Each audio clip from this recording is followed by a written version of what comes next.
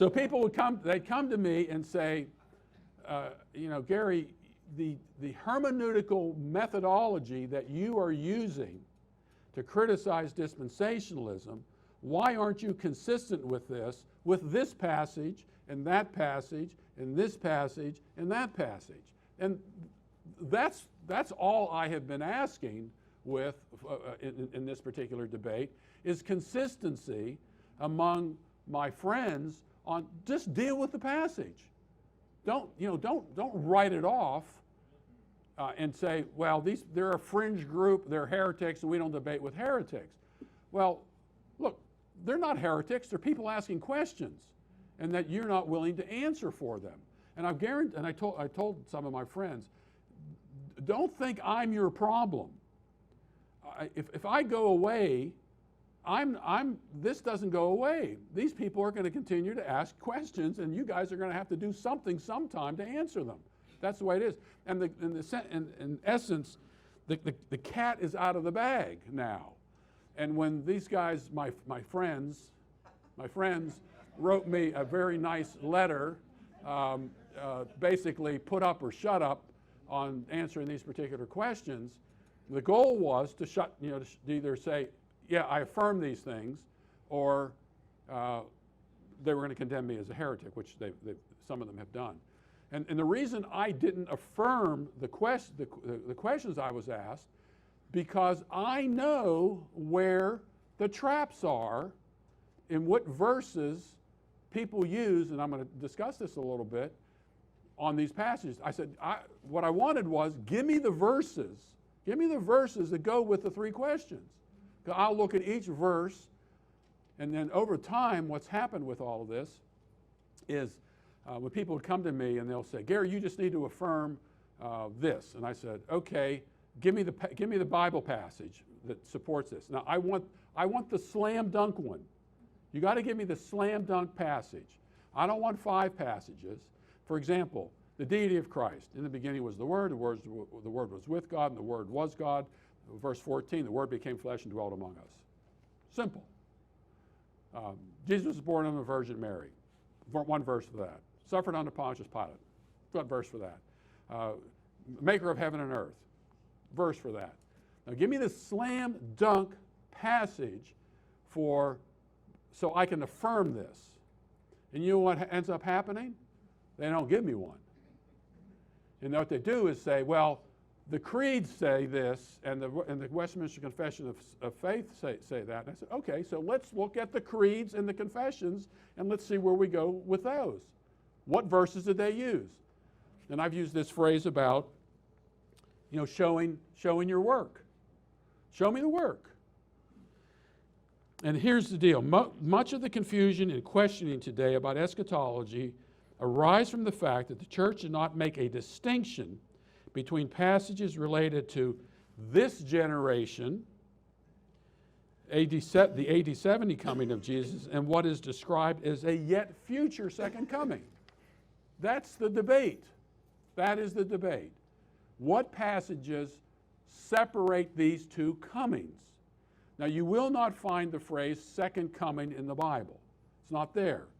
You will find, I think it's in Hebrews 9:28, that Jesus, that he will come a second time, although the Greek word time's not even there. But we'll put that in there. He will come a second time. So when you go through Scripture, you go through the New Testament, and look up all the passages about coming, the question is, how do you divide those up? Which ones apply to AD 70, and which ones apply to this definitional second coming? Friends, that's the debate on that particular topic. And I don't think that's a hard question to ask. It's just, show me your work. The Nicene Creed states, and he shall come again with glory to judge both the living and the dead. The Apostles' Creed says, he shall come to judge the quick and the dead. All right, what passages is this referencing? What passages support those phrases? I want to know. And so far, I haven't gotten a slam dunk answer to that. And so in the 4th century, remember, the Nicene Creed was formulated in the 4th century, 325, and then it was updated at Constantinople in 381. Now these are fundamental creedal statements of the church. Now a lot of people, I'll give you an example of this. This couple was coming to the Atlanta area where my wife and I live, and said, "Hey, we'd like to meet you. We'd like to come to your church."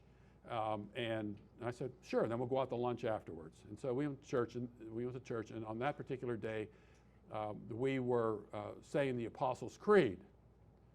And in there, you will find the phrase Catholic Church.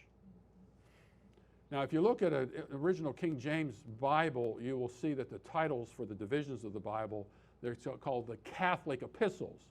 Now, it's not the Roman Catholic epistles. Catholic just simply means universal. So that phrase in the Apostles' Creed is Catholic means universal, lowercase c. And so we had lunch, and they were asking me. They were a little reluctant to ask me. Here they were visiting my church, and they're questioning me about the Apostles' Creed and all that sort of thing. And I said, "Well, you're not familiar with the Apostles' Creed?" And they said, "No." So they weren't familiar with the Apostles' Creed. They weren't familiar with the Nicene Creed. And I can assure you they weren't familiar with the Westminster Confession of Faith. What they were familiar with was, guess what? The Bible. They wanted to know from the Bible. So I explained to them that the word Catholic means universal and so forth and so on. They were satisfied with that. But there are literally tens of millions of Christians around the world that have no conception of the Nicene Creed, the Apostles' Creed, or the Westminster Confession of Faith. And when I get questions from people, I guarantee you I could never answer their questions in the affirmative by appealing to either the creeds or the Westminster Confession of Faith. I've never done that. I've never said, well, this is what the church, I'll say, yeah, this is what the church has believed, but I'll say, now, they'll ask me, well, what do you think this passage means? And I could never say to them, well, the church has already settled this, and here's what the church said about it. I couldn't get away with that. And I think a lot of Christians can't get away with that, and they don't want anybody to get away with it. Just answer the question. Answer the question with a text. So which passages were used to identify this coming, and he shall come again with glory to judge both the living and the dead, and he shall come to judge the quick. Quick means living and the dead. What verse did the Apostles' Creed? We don't know who wrote the Apostles' Creed. It wasn't the Apostles. And we do know who wrote. For the most part, we do know who were involved in the Nicene Creed, but they didn't leave a list of the passages they used to support it. So you have to do a little bit of historical digging. So Cyril of Jerusalem, who was in the 4th century, around 313 to 386. So he's right in the middle of the Nicene Creed formulation period, 325. And he's 313, 386. And this is from his Lecture 15, and this is from, it's a series called The Library of Christian Classics. It was published in 1955, Volume 4. And in it has much of the material from Cyril of Jerusalem. Also, if you can get your hands on Leroy Froome's 4-volume set called The Prophetic Faith of Our Fathers. It's written by a Seventh-day Adventist, but this guy did a marvelous job with finding original source documents on going back through centuries. I don't know how the guy did it. I don't know how the guy did this without the internet today. It's 4 volumes. If you go online, there are PDFs of all 4 volumes. Leroy Froome, F-R-O-O-M, and you'll find Cyril of Jerusalem. A lot of this material there. And here's the thing: if you look at Cyril of Jerusalem and dealing with the idea he will come again to judge the living and the dead, here are the passages he uses. First passage he uses. You want to guess what it is? Matthew 24:30. Now, every partial preterist, every full preterist uses Matthew 24:30 for what? This is an AD 70 passage. He also uses, went through here and found a couple of other ones that he used. Matthew 24:6 speaks of wars and reports of wars as a sign of the end times. And it is within this context that Cyril and Julian's war of the Persians relates to it. Matthew 24:7 speaks of earthquakes from place to place, and Jerusalem experienced an earthquake in 363 at a time when Julian was attempting to rebuild the temple in Jerusalem. So here you have Cyril of Jerusalem identifying this judgment, which the Nicene Creed and the Apostles' Creed uses as language, and for support for that particular view, he uses elements from Matthew chapter 24, including Matthew 24:30, which all preterists say refers to the events leading up to and including the destruction of Jerusalem in AD 70. So if that's the proof text for that particular statement in the Nicene Creed and the Apostles' Creed, then they have a problem on their hands. Now, he does also use Matthew chapter 25, and the problem with that is who put up, was it Zach who put up the thing about Keith Matheson? Keith Matheson, who was a critic of full preterism, who is a partial preterist to a certain degree, in his commentary on New Testament, I think maybe Old and New Testament prophetic texts, he sees the end of Matthew chapter 25 as not referring to an end time coming, but referring to events leading up to and including the destruction of Jerusalem in AD 70. See, this is what I found when I started to deal with these questions that people had, that all of the inconsistency among the critics of certain prophetic belief systems. And people began to ask questions. And if you then went to Ken Gentry, Ken's a friend of mine. He may not be now, but he's a friend of mine. We went to seminary together. I went to seminary, to kind of give you a list of the people I went to seminary with. Dr. Greg Bonson was a professor there. I don't know if you know who he is.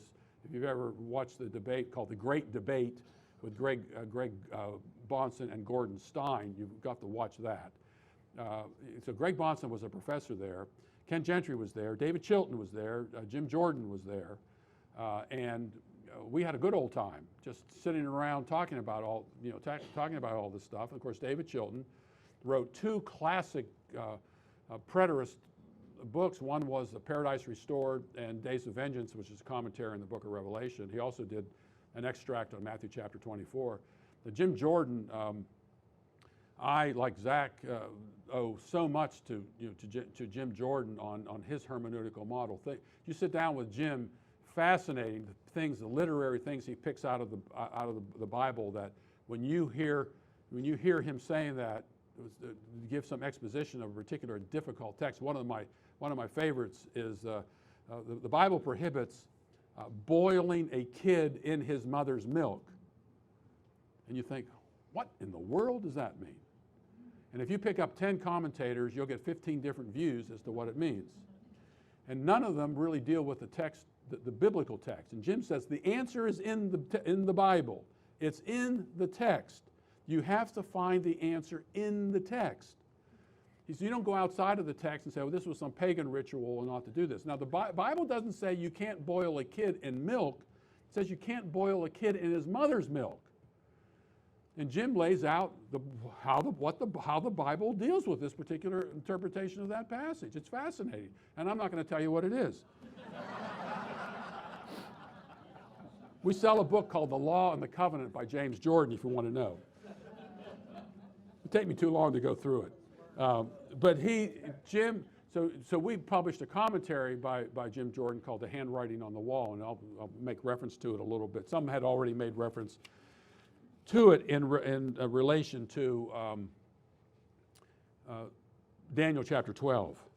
So my question comes down to, when you're dealing with, and he shall come again with glory to judge both the quick and the dead, or the living and the dead, you're asking yourself the question, what passages did they use that were specifically so-called second coming passages? And we don't know. We have a little insight from Cyril of Jerusalem, and my guess is it was probably the view of the day. But Cyril of Jerusalem is using Matthew chapter 24, which all preterists say refers to the destruction of Jerusalem, the events leading up to the destruction of Jerusalem in AD 70.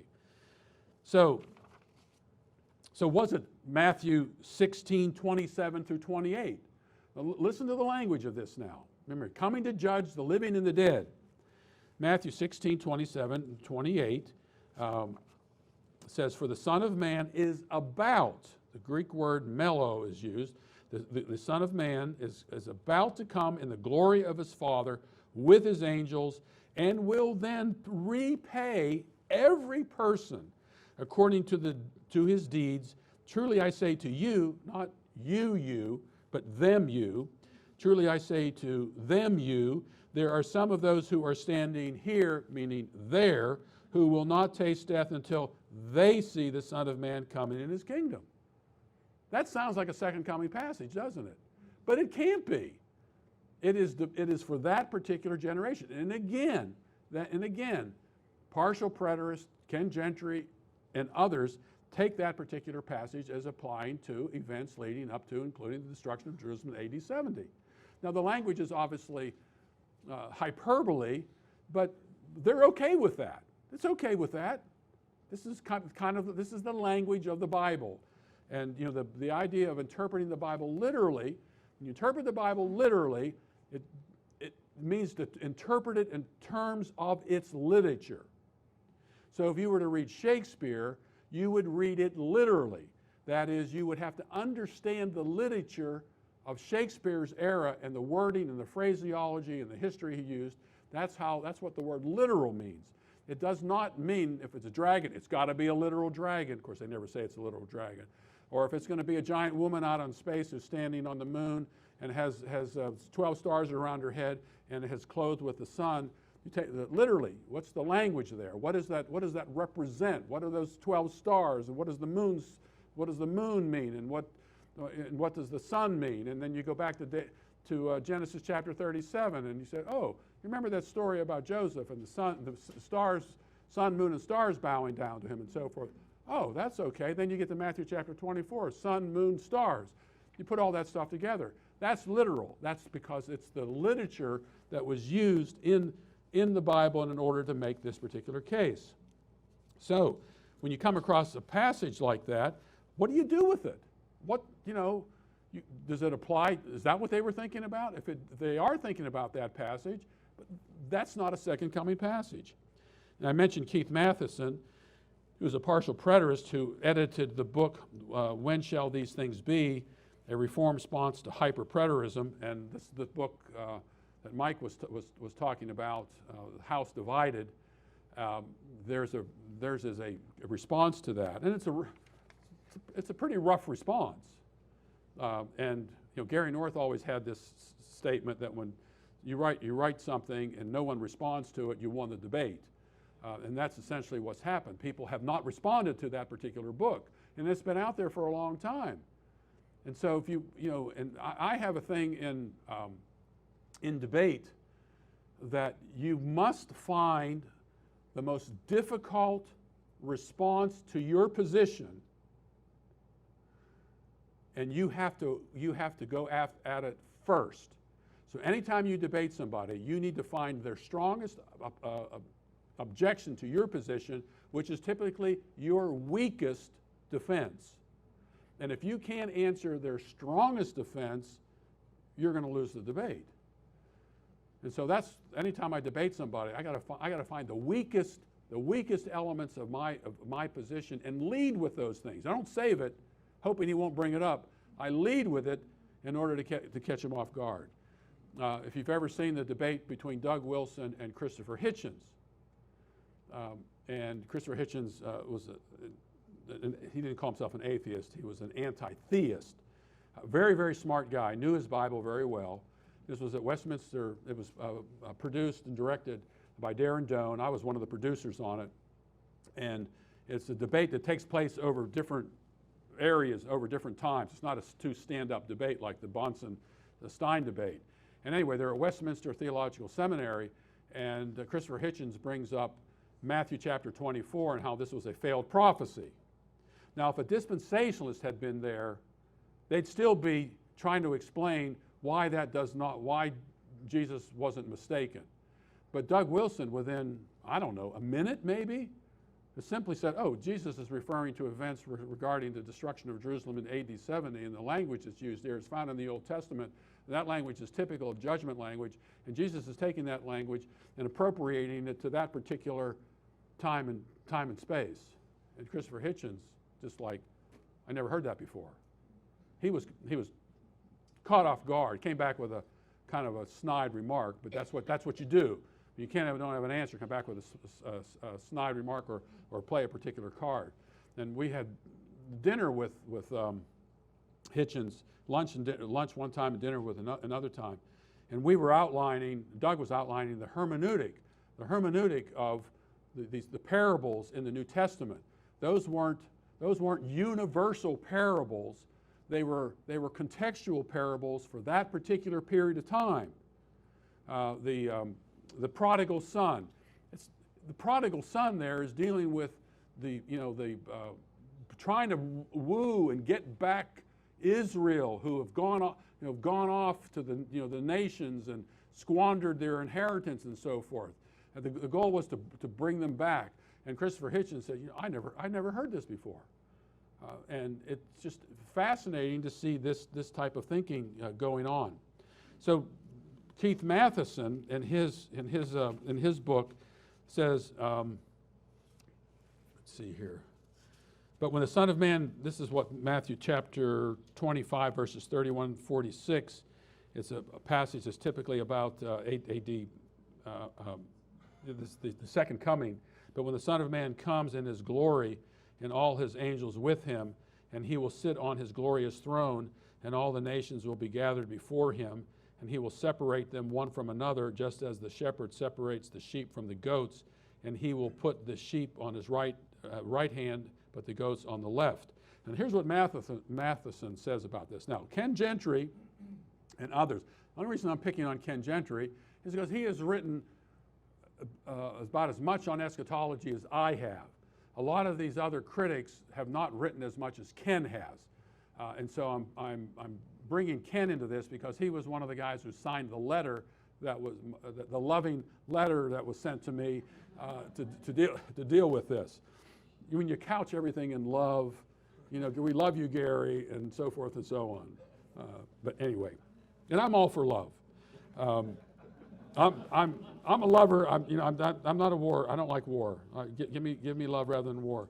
But when the Son of Man comes in his glory, et cetera, et cetera, et cetera. And here's what Matheson says. Matheson asks, which judgment is being described in Matthew 25, 31 through 46? He links it to Daniel 7, which he argues is and I'm quoting, is a prophecy describing the inauguration of the Messianic kingdom rather than the second coming. He goes on to state that Jesus is describing the heavenly judgment of the nations that Daniel associates with the inauguration of Christ's kingdom, Daniel chapter 7, verses 9 through 10. He's right on the money, but it's schizophrenic. Here's another passage that you have to take out of the second coming basket and put it over here in AD 70 by a critic of the full preterist position. And again, these are the questions I've gotten about this, and I've tried to deal with them honestly.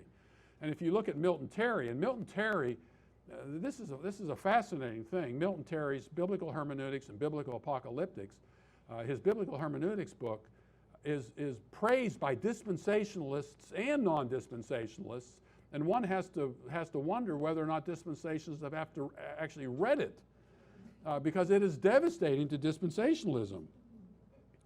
So did the Council of Nicaea find the answer, the support for that particular place about Jesus will come again to judge the quick and the dead in 1 Peter chapter 4, verses 5 through 7. Let me read it to you. But they will give an account to him who is ready to judge the living and the dead. For the gospel has for this purpose been preached even to those who are dead, that though they are judged in the flesh as people, they may live in the spirit, according to the will of God. The end of all things is near. Therefore, be of sound judgment and sober spirit for the purpose of prayer. The end of all things is near. Therefore, be of sound judgment and sober spirit for the purpose of prayer. The end of all things is near, he says. And this judgment was coming that was near. Now you ask yourself the question, well, what judgment was he referring to? And I say, you don't really have to know what that judgment is. All you have to know is it was near. And if you don't know what the judgment is, you can do some study like the rest of us do to try to figure it out. But you're stuck with the time indicator here of the Greek word that's used consistently throughout the New Testament that means something that's on the precipice of happening within a particular short period of time or even a longer period of time. And here's what one commentator says. This commentator understands the problem with his position based upon what Peter just wrote. And here's what he said. Possibly, if St. Peter had thought the world would stand 20 centuries more, he would have expressed himself differently. So what does that do to the authority of the Bible? Oh, Peter didn't know what he was talking about, and so we have to help him out here. We have to help him out. And here's by another commentary. This is from Matthew Poole's commentary. I quote, but the end of all things, he writes, the last judgment, which will put an end to all the evils as well as good things of this world, is at hand. See James 5, verses 8 and 9. All right, so let's follow Matthew Poole and see what James 5, 8, and 9 have to say. Help if I had my Bible here, which I do. If you're not familiar with this passage, it's interesting. James chapter 5, verse 7. Be patient, therefore. Okay. Who's he telling to be patient? You or them? Them. But you too, you be patient too. I'm telling you to do that. And if you're married, if you're not patient, you're in big trouble. Be patient, therefore, brethren, until the coming of the Lord. The coming of the Lord?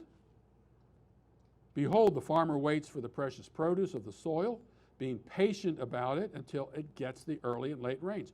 You too be patient, you meaning them. Strengthen your hearts, for the coming of the Lord is near, at hand.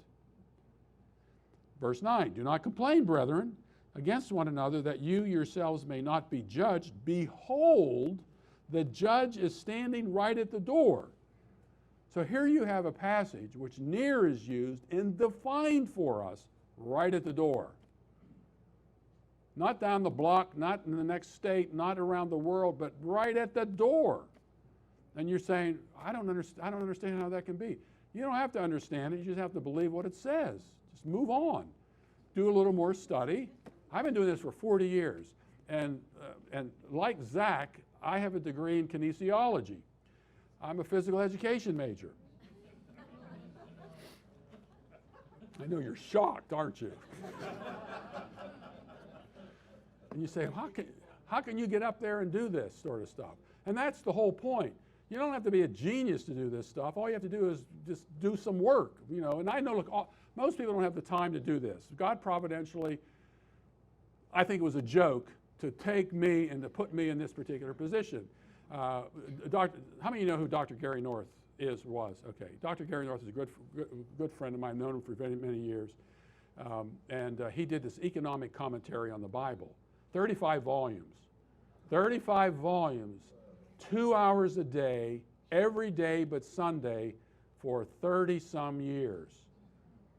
And he said he wanted someone else to do that with every other topic. So someone on education, someone on journalism, you just pick it out. He picked economics. That was his thing. He had a PhD in history. And he did this commentary, and he dedicated his commentary to somebody in each volume. They're all free online, by the way. Go to GaryNorth.com, and you can read them online. It's not just a commentary in economics, it's a commentary on all kinds of stuff. And anyway, he dedicated the numbers commentary to me. and it says, Gary DeMar is proof that there's life after shot putting. I don't know if that was an insult or what, but anyway, that's what I did. I did track and field. I was in I had college scholarships and so forth and so on, and did really quite well in it. And I became a Christian in 1973, and I didn't know anything about the Bible. 1973, right, the heyday of the late great planet Earth. Everybody was talking about that. I didn't have an answer for it. I don't know if I mentioned it to this group or not. It doesn't really matter, but on this particular talk, I know I didn't mention this. You get to be my age, you don't remember what you said or when you said it or whatever, or whether or not you did say it. But I came across this book on Matthew 24 by Marcellus Kick, and it changed my life. It changed my way I read the Bible, because he just compared Scripture with Scripture. And from that time on, I just continued to read and study, and not just in the area of eschatology, but in every area of life. So again, what passages did those who put the Nicene Creed together, what did they use? We don't know. We don't know what they used. But if they used any of these particular passages, they got it wrong. What's that? What did I do wrong? Did I do something wrong? I only have 5 minutes? No, I have 8 minutes. Please be patient with me. And with love. Yeah, with love. Okay, boy, time flies, man. At least for me it does. The Westminster Confession of Faith is the same problem of the Westminster Confession of Faith. If you look at the larger catechism, so you have the Westminster Confession of Faith, which is kind of a systematic approach to the Bible, and then you have a larger and shorter catechism. Catechism question number 56, larger catechism question 56, how is Christ to be exalted in his coming again to judge the world? And there's a commentary by Johannes G. Voss. It's edited by G.I. Williamson. Now, if you read the proof text for this particular question 56, it gives Matthew 24:30 again, and a couple of others. I think it's Acts 17:31, and I think it's Matthew 25, which we already dealt with. I don't have time to look at the Acts one, but G.I. Williamson, who by the way just died actually a couple of days ago, brilliant guy, who was the editor of this, added this comment to Voss's claim that Matthew 24 versus the grouping of Matthew 24 verse 33, he got it wrong. And here's what G.I. Williamson said. Much as I regret the necessity to disagree with Dr. Voss on this point, I consider it my duty to do so. I believe the text quoted, Matthew 24:33, so you too, when you see all these things, recognize that it is near at the door, refers strictly and only to events that were certain to take place in the first century. In the time of the apostles, Jesus was speaking to living persons when he said, ye shall see all these things. He meant those people to whom he was speaking. Now G.I. Williamson would not be something of a preterist, but he was honest enough to say here that you can't use that passage for that. It's not legitimate. Now, once you start saying that about the larger catechism, that it's the proof text that's using for that particular passage, you're in a heap of trouble. How do you deal with these? And by the way, the Westminster Confession of Faith is non-preterist. It doesn't offer anything related to any particular preterist view. A case cannot be made for any type of preterism by an appeal to the confession and its catechisms, and yet many critics of full preterism are partial preterists. So if the Nicene Creed on the eschatology part only, the Nicene Creed and the Westminster Confession of Faith are the historical standards they are using. They have depended on 2 weak reads. Now, to say that gets me in trouble. No. To say that has gotten me into trouble. But you notice, I'm just asking them to show me the work. Show it to me. And I've been in discussions with I call them the men from Moscow, Idaho. Nice guys, and I have to say, they have been the only people who actually contacted me personally to deal with this. And they wanted me to fly out there and sit down with videotape and do it. I didn't want to do that. It was 1 full day of travel out, plus a day I was there, and 1 full day coming back. And I just didn't enjoy that. Then I was going to do a Zoom or Skype call, and I thought, I don't want to do that either. I don't want people taking clips of what I say and then using them against me. So I just decided to write a 48-page response to these things. Yes, it was a short piece.